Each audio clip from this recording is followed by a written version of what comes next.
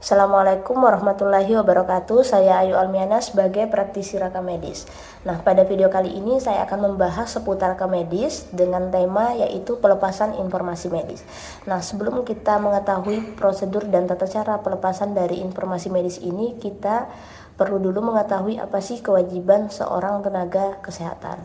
Nah, kewajiban setiap tenaga medis atau tenaga kesehatan dalam melaksanakan tugas yaitu wajib menjaga kerahasiaan atau rahasia medis atau rahasia kesehatan dari pasien.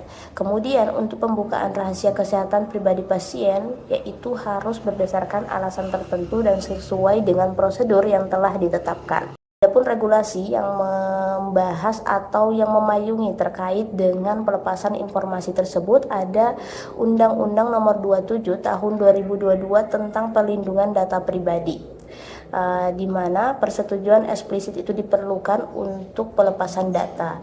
Kemudian untuk rekam medis di sini juga ada peraturan Permenkes nomor 24 tahun 2022 yang membahas atau mengatur terkait dengan pelepasan informasi, di mana pelepasan informasi itu wajib mencantumkan tujuan, batas waktu dan pihak penerimanya. Ada Permenkes nomor 24 tahun 2022 tentang rekam medis elektronik, di mana di dalamnya itu terdapat pasal atau bagian yang membahas tentang pembukaan isi rekam medis. Pembukaan isi rekam medis ini dapat dilakukan atas persetujuan pasien atau tidak atas persetujuan pasien.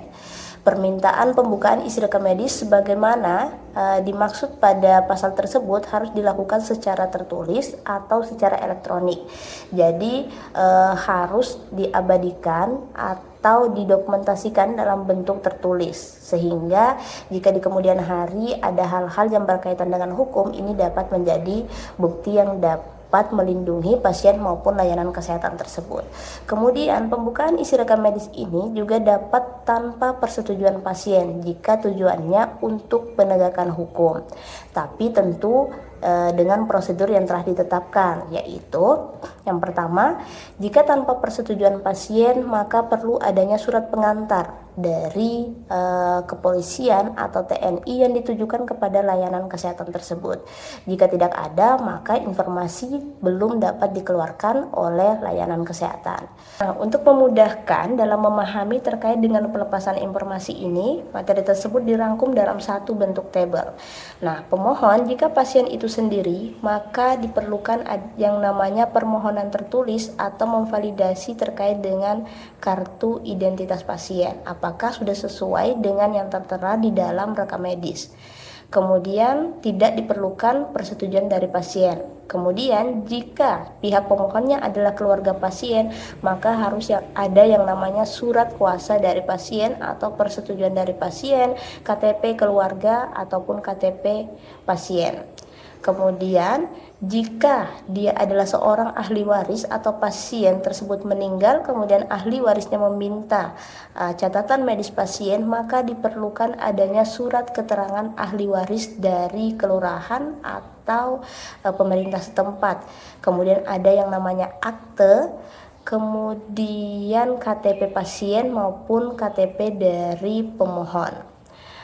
Kemudian jika dari pihak asuransi, maka surat permohonan asuransi harus disertakan, persetujuan tertulis dari pasien juga harus disertakan, seperti itu. Kemudian jika dari pihak kepolisian, itu adanya surat resmi atau surat pengantar dari pihak kepolisian ataupun TNI terkait dengan permohonan permintaan informasi medis tersebut, karena ini sudah menjadi prosedur yang memang harus diikuti. Kemudian jika untuk penelitian, maka surat persetujuan dari komite etik, kemudian adanya komitmen untuk tidak melakukan atau menyebarluaskan informasi yang diterima atau yang diperoleh selama masa penelitian berlangsung.